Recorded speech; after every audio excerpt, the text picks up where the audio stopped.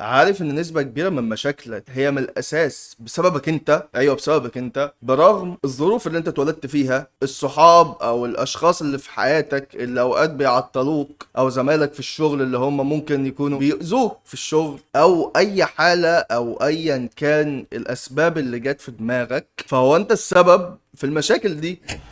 السلام عليكم يا اسطى، عامل ايه؟ اتمنى تكون كويس لان انا الحمد لله كويس. طبعا زي ما انت واخد بالك انا جاي النهارده ان شاء الله عشان اجلدك او اجلدنا، لان انا غالبا الكلام ده بقوله لنفسي معاك برضو. الفتره الاخيره انت خدت بالك اكيد ان انا مش بنزل فيديوهات خالص في الشانل دي، فانا لما قعدت مع نفسي عشان اناقش السبب او اعرف هو انا ليه اصلا مش بنزل فيديوهات، فهو قعدت بقى افكر ان انا عندي لود من الشغل مثلا، من الظروف الحياتيه، وبرضه ان انا اصلا كنت بعمل كونتنت وبستريم في التشانل بتاع الجيمنج، فما عنديش وقت للتشانل دي، مع ان انا اصلا التشانل دي بالنسبه لي اهم 100 مره من التشانل بتاع الجيمنج.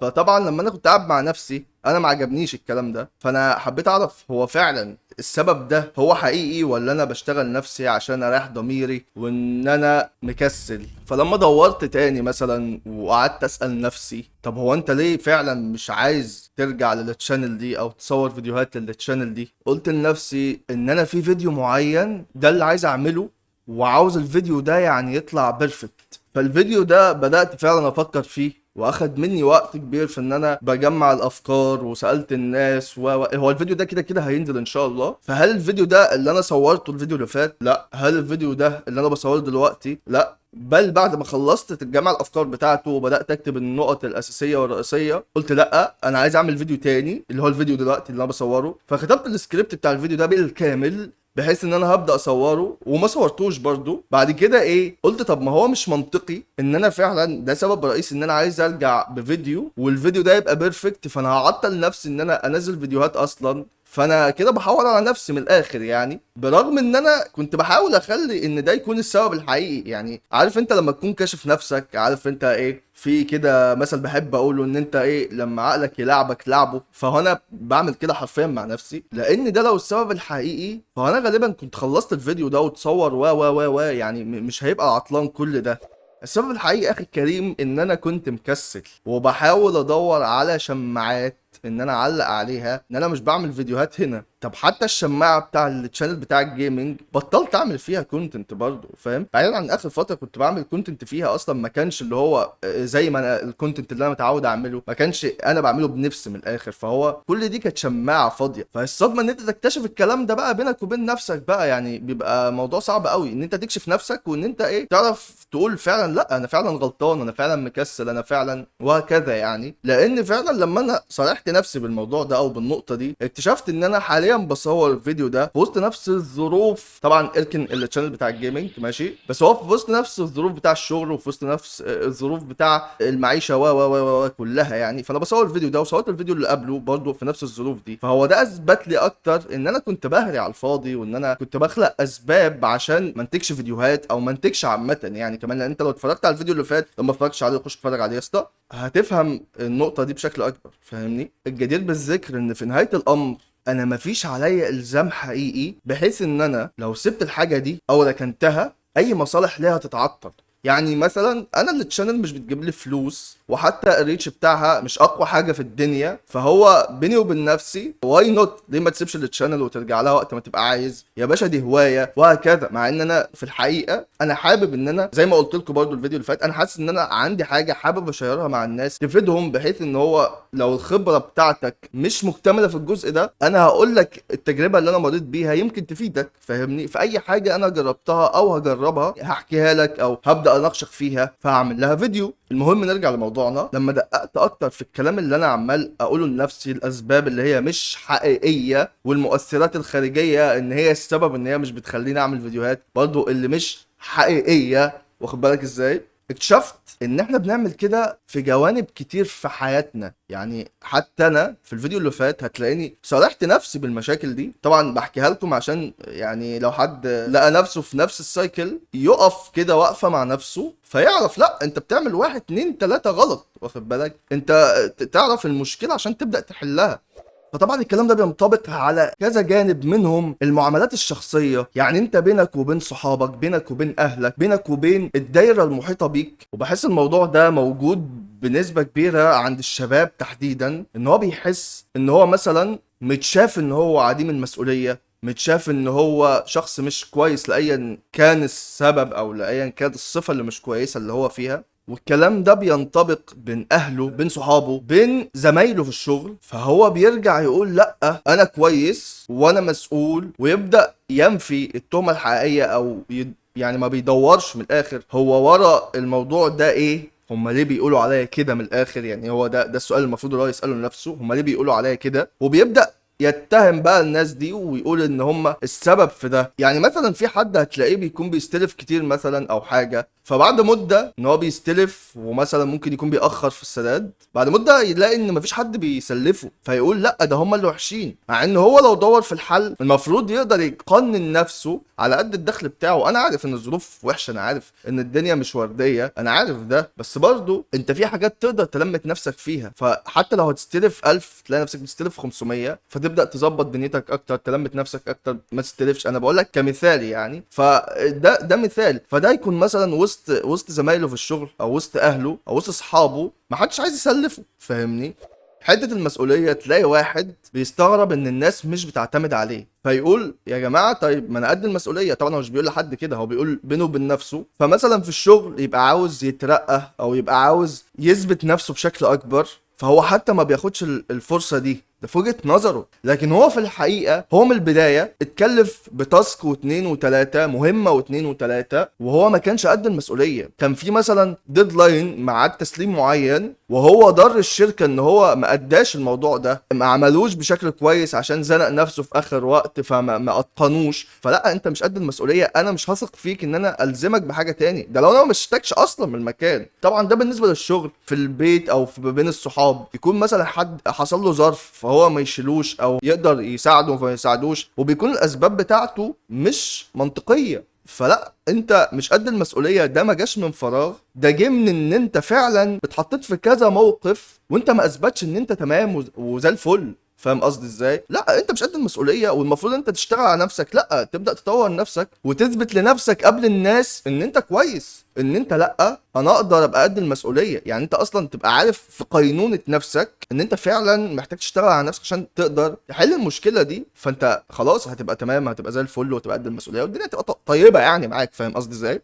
ده بالنسبة للمعاملات الشخصية. بالنسبة كمان لان في حاجة تاني، التطور. والتطور ده طبعا بينقسم لحاجتين: التطور الشخصي، وده بيكون ذهني وبدني، اللي هو مثلا كرياضة، ان هو مثلا انت بتبدأ تبقى بتثقف نفسك بحيث ان انت تطور مهارات عندك، ودي بتفيدك في حياتك العملية وحياتك الشخصية. فده ما بيكونش معتمد على ان انت معكش فلوس مثلا تروح جيم، على ان انت معكش وقت تروح جيم او تعمل رياضة، على ان انت ما عندكش وقت ان انت تقرأ وتذاكر. حتى لو خلصت تعليم، الانسان طول عمره بيتعلم وبيتطور عشان يطلع من مرتبة للتانية ويطلع السلالم. مفيش حد بيتولد عالم، مفيش حد بيتولد مدير، مفيش حد بيتولد ان هو عنده شركة. الاستحقاقية اللي بينك وبين نفسك في ان انت لا انا استحق ده، من غير ما تبدأ تطور في نفسك سواء بدنيا او ذهنيا وتثقف نفسك، دي المفروض تتلغي من عندك. على فكرة موضوع الاستحقاقية ده في كتاب هقراه الفترة اللي جاية، وممكن اعمل فيديو كامل عن موضوع الاستحقاقية ده. الفيديو ده اصلا يعتبر هو تمهيد ليه، فاهمني؟ لان انا هبدأ الاول اجلدك واجلدني ونجلد بعض كلنا في الموضوع بتاع لا انت المشكلة من عندك انت. فبعد كده تبدأ ايه بقى، لا طيب هل انا استحق ده ولا لا؟ فنبدأ نتكلم عن الموضوع ده في فيديو لوحده بقى خالص.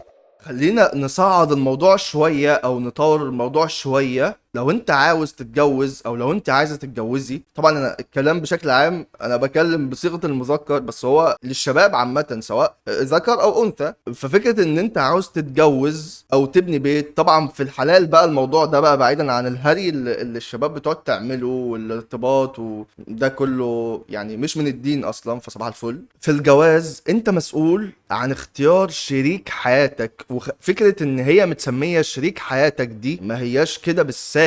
الموضوع ده انت المفروض تستوعب مدى البعد مش حاجات سطحية بس ومن اجل ان انت عاوز تحب وتتحب. هو الموضوع بتاع الجواز ده رحلة طويلة، هو مشروع، ولازم تأسس المشروع ده بشكل صح، من اختيار طبعا الزوجة او من اختيار الزوج، ماشي، عشان برضه محدش يزعل، وان انت نفسك تأهل نفسك ان انت تكون قد المسؤولية دي. انت طول حياتك عايش لوحدك، مش مسؤول غير عن نفسك، او طبعا ان انت بتساعد في البيت عندك والكلام ده كله، بس انت برضه في الاول وفي الاخر مش انت الشخص المؤسس للموضوع ده، هيبقى والدك ومع والدتك. لكن لما انت تبقى المسؤول الاول عن نجاح البيت بتاعك، فدي نقطة لازم تكون واعي بجوانبها. شريك حياتك ده معناه ايه؟ معناه ان هو هيكون معاك في كل حاجة، معاك في كل قراراتك، معاك في الوحشة قبل الحلوة، معاك في مرضك ومعاك في صحتك ومعاك في المناسبات. انت فاهم انا عايز اوضح لك ايه؟ فانت لما تختاره لازم تراعي ان هو يكون قد المسؤولية، ودي اول حاجة لازم تاخد بالك منها. تاني حاجة لازم يكون يقدر يدعمك، مش شرط يكون نفس دماغك، بس هو يكون مكمل ليك او يقدر يدعمك في الموضوع ده كله بقى، في الحياة اللي جاية دي كلها. وبالنسبة ليك انت شخصيا، فانت لازم تكون تقدر تحتوي الموضوع من ناحيتك في اللي تقدر تحتويه. وبرضه الجواز عشان تبقى فاهم، الجواز بيكون شوية عندك وشوية عندي، كده كده مفيش حد كامل، سواء انت او انا او ايا كان مين. فانت لازم تبقى عارف ان انت كده كده هتلاقي عيوب، فبالتبعية انت لازم تقدر تستحمل العيوب دي. وانت بتختار شريك حياتك لازم تختار العيوب اللي تقدر تستحملها. فاهم قصدي؟ ما تبصش للمميزات بس وتلاقي عيب واحد بالنسبة لك قاتل. في جوازات اتهدت عشان في حد بيحب يشغل التكييف ويتغطى بالبطانية او يشغل التكييف وينام، والتاني مش معاه في نفس الموضوع ده. طب انت ليه طول الفترة دي ما عرفتش ان هو عنده مشكلة في النقطة دي؟ ده مثالي يعني. ففكرة ان انت بتختار شريك حياتك لازم تحط في دماغك ان هو هيبقى ابو او ام العيال، فلازم يكون بيقدر يربيهم، لازم يكون اخلاقه كويسة، لان ده هيبني شخصيات الاولاد واخلاق الاولاد. ده يعني انا موضوع الجواز ده برضو بشكل كبير انا ما عنديش الخبره الجامده فيه، بس هو يعني هو الف ب المفروض انت تفهمه. ده بالنسبه للموضوع لو انت عايز تتجوز، فانت المسؤول عن ده، انت المسؤول عن اختيارك شريك حياتك، انت المسؤول عن ان انت تكون انت نفسك كويس ومؤهل للموضوع ده. انت فاهمني؟ بعد كده نتكلم شوية في الجزء العملي، وانا هخليه كله على بعضه. ان انت تلاقي شغل مثلا معين، او ان انت تعمل شيفت كارير من وظيفة معينة لوظيفة معينة، او ان انت تترقى في الوظيفة الحالية بتاعتك او في الشغل بتاعك، وبرضه ان انت بعد كده تفتح شغل. كل ده مبني على مين؟ مبني عليك انت، ان انت تلاقي شغل. فمعنى ده ان انت عاوز تجتهد وتثقف نفسك او تطور نفسك بحيث ان انت تكون اهل الوظيفة اللي انت عاوز تقدم فيها، وعاوز يكون المرتب بتاعك 50,000 و100,000 والكلام ده كله. فانت لو ما لقيتش مثلا وظيفة، فاعرف ان انت عندك خلل في المعادلة بتاعتك. يا اما انت مش اهل للوظائف اللي انت بتقدم عليها، فانت محتاج تبدأ تشوف حاجة على قدك، يا اما تبدأ تطور نفسك بحيث ان انت تكون اهل الوظائف اللي انت عاوز تقدم عليها، يا اما انت اصلا مش بتسعى بما فيه الكفاية، بعيدا عن ان انت خلاص بقيت اهل للموضوع ده، مع ان ده سعي في حد ذاته، بس انت مثلا مش بتدور في المكان الصح، مش بتدور في الوقت الصح. فانت عندك خلل في موضوع السعي بتاعك، او اصلا انت مش فاهم ان انت لسه مش قد ان انت تاخد مرتب معين، فانت ما قبلتش بمرتب صغير. اصل برضو خلي بالك ان الخبرة النظرية غير الخبرة العملية، فده بيفرق كتير. الخبرة العملية ان انت بتعمل بروجكت او مشاريع او شغل مع نفسك كتدريب، غير لما بتبقى ان في الشغل نفسه. فده بيحتاج ان انت اوقات تبدأ بوظيفة بمرتب قليل بحيث ان هي تكون زي تدريب ليك على ضغط الشغل، على المعاملة مع الناس في الشغل، سواء مدير سواء زميل وما إلى ذلك. يعني أنا عاوزك قبل ما تبدأ تلوم الظروف بتاعتك وتلوم الشركات أو تلوم سوق العمل أو أيا كان، تبدأ تشتغل على نفسك أنت الأول، بحيث إن أنت تبدأ تقبل بإن أنت تاخد راتب قليل في البداية، بحيث إن أنت تبني خبرة عملية، وهكذا. إن أنت بدأت تشتغل فأنت عايز تترقى بقى. موضوع الترقية ده يا جماعة برضو عشان الموضوع ده بيختلف جدا من التخيلات لأرض الواقع. في واحد هيكون شاطر جدا في الشغل بتاعه بس ما بيترقاش لان هو من الاساس مش قادر يظهر مهاراته، حتى لو هو شاطر في الشغل بتاعه بس هو مش قادر يظهر مهاراته. طب هيظهر مهاراته لمين؟ للي اعلى منه في الشغل، لزمايله في الشغل. وبالنسبة لفكرة اظهار المهارات مش شرط ان انت تلود على نفسك في شغل زيادة مش بتاعك، بس هو بيجي ازاي ان انت تقوم عامل حاجه كده كل فين وفين، شغل معين مطلوب ان هو في الحته دي في الليفل بتاعه، فانت تقوم رافعه حته بسيطه. فساعتها هيبدا يلاحظ المدير بتاعك ان انت لا، ده الولد عنده قدرات انا لسه ما اكتشفتهاش، فممكن يبدا يديك تاسكات زياده بحيث ان هو يشوف قدرتك. فبعد كده يبقى انت تقدر ان انت مؤهل تبقى في بوزيشن اعلى. بالنسبه لزمايلك كمان الموضوع ده بينشق لحتتين، وبرضه يعني في حته منهم هيتفق مع المدير. اول حته ان انت تساعد زمايلك في حاجات بدون ان انت تشيل شغل حد بالكامل او تخلي حد ما يعملش حاجه خالص وحضرتك تقوم شايل شغله فوق دماغك. برضه هي نفس الحته كده، تقوم مساعده كده، فاهم اللي هو زقه كده، فاهم قصدي بتمشي ازاي. والمعاملات بينك وبين زمايلك والمعاملات بينك وبين الاداريين اللي فوقيك دي بتفرق جدا. لما انت حد يعرف ان انت كويس وبتساعد الناس وان انت تقدر تعمل ده وده وده وده، ده هيبقى كويس في حقك. لما انت حد يرشحك لترقية، فمثلا بيبقى في زي استشارة كده ان هو يبدأ يسأل عليك، الاداري الاعلى اللي هو مش بيتعامل معاك خالص يبدأ يسأل عليك، فيلاقي زمايلك بيشكروا فيك، يلاقي الاداري اللي فوقيك على طول بيشكر فيك. فهي دي النقطة، فكرة ان انت تكون سيرتك طيبة دي بتفرق جدا معاك. وطبعا بعد كده بقى انت هتبدأ تفكر ان انت بعد ما توصل لبوزيشن معين، طب انا عايز افتح بيزنس ليا. ودي يمكن من اكتر الحاجات الشائكة اللي الناس مش فاهماها. الناس كلها عايزة تفتح بيزنس بس الناس كلها مش مؤهلة ان هي تفتح بيزنس، سواء مؤهلات شخصية ان انت اصلا شخصيتك مش قابلة ان انت تكون صاحب بيزنس، او مؤهلات ان انت اصلا مش مؤهل علميا كفاية او عمليا كفاية ان انت تفتح بيزنس. اصل كل دي عوامل، مش مجرد ان انت معاك فلوس ان انت تفتح بيزنس يبقى انت صح ان انت تفتحه. فالموضوع كله بيتوقف على ان انت لو مش دارس كويس او مش فاهم كويس او شخصيتك مش مناسبة لان انت تفتح بيزنس، هتلاقي نفسك بتقع في غلطات زي ان انت اخترت وقت مش صح ان انا اعمل ببلش او ان انا ابدا البيزنس ان هو يبقى على ارض الواقع. هتلاقي غلطات في ان انت مش عارف اصلا تحدد البيزنس بتاعك ده وهكذا بقى. يعني على المدى البعيد هتلاقي غلطات ان انت مش عارف توظف مين او توظف مين الاول بحيث ان احنا نوظف بعده ناس تكون كويسة، فهو ده هيساعدني في التوظيف مثلا. بعد كده تبدا تلاقي نفسك مثلا هل انا بعتمد على الثقة ان انا بوظف ناس ثقة بس هم مش اهل للوظيفة. هتلاقي نفسك بتقع في الاخطاء دي. فهي دي برضو من عندك انت، مش من عند حد تاني، مش من عند السوق ان هو لا السوق وحش فانا دخلت وخسرت فلوسي، مش من عند الناس اللي معايا لا ده الناس اللي معايا وحشة ما كانوش اهل للثقة او ما كانوش قد المسؤولية. كل ده واقع على عاتقك انت، خصوصا في حاجة انت المسؤول عنها من الالف للياء. انت هتكون الكل في الكل يا صاحبي. ففكرة ان انت تستوعب اخطائك وان انت تبدأ تصححها دي معتمد عليك انت برضو، مش معتمد على حد.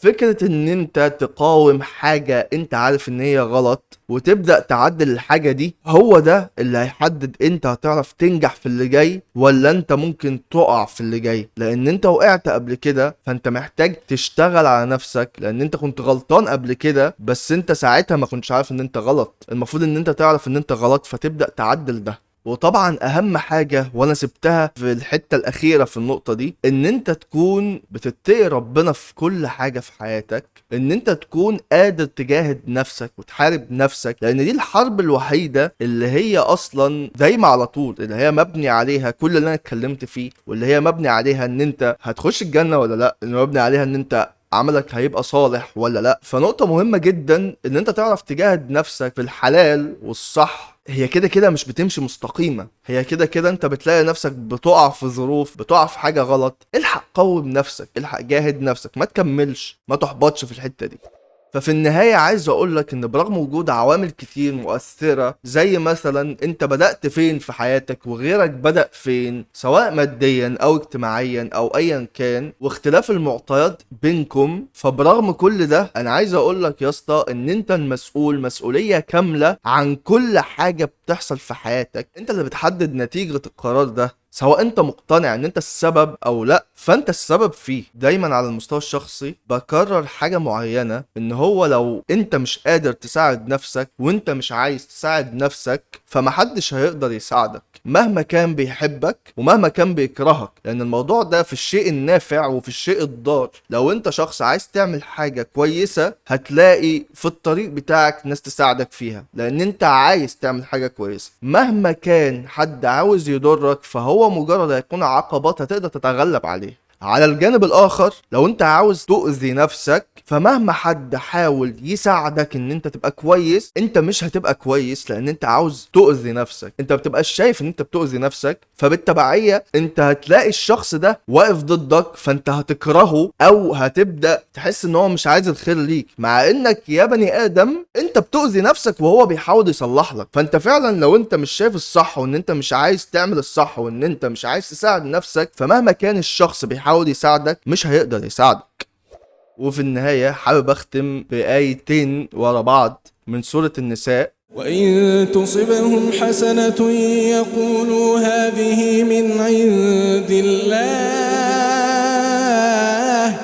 وإن تصبهم سيئة يقولوا هذه من عندك، قل كل من عند الله. في الآية اللي بعدها: ما أصابك من حسنة فمن الله، وما أصابك من سيئة فمن نفسك. طبعا هو الموضوع يبان شائك شوية او مش مفهوم شوية، بس هو لما بصيت في التفسير بتاع الايات، فهو ربنا سبحانه وتعالى الخير والشر من عند ربنا، بس الخير ربنا بيرزقك بيه، والشر او الابتلاء اللي بيجي من عند ربنا فهو انت كنت السبب فيه. طب ازاي؟ لو انت بتشرب سجاير او ايا كان نوع التدخين اللي انت بتدخنه، فهو انت سبب ان انت يجيلك اي مرض بسبب الموضوع ده. فساعتها مين السبب في الموضوع ده؟ من عندك انت. انا سبت الجزء ده والايات دي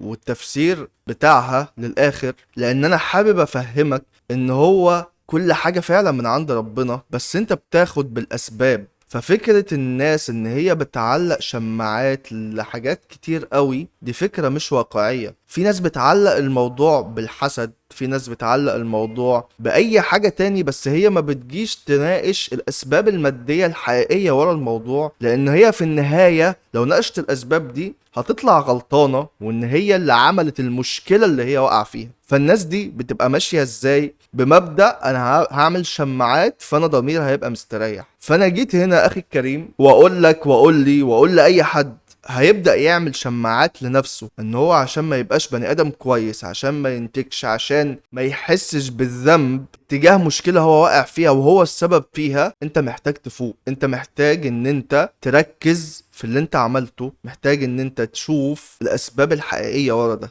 وبس كده. طولت النهارده قوي، مش عارف، طولت قوي قوي يعني. اتمنى يكون الموضوع ذو عائد عليك، واتمنى ان انا بعد مده لو انا اتفرجت على الفيديو ده يصحي ضميري شويه في اتجاه حاجات مثلا معينه، ان انا بطل اعلق اخطائي على الشماعه دي يعني. وبس كده. لو انت وصلت لحد هنا وانت لسه جديد اصلا، فيعني شكرا. ومعنى كده ان انت يعني استفدت ان شاء الله. استناني في اللي جاي يا صاحبي، والسلام عليكم.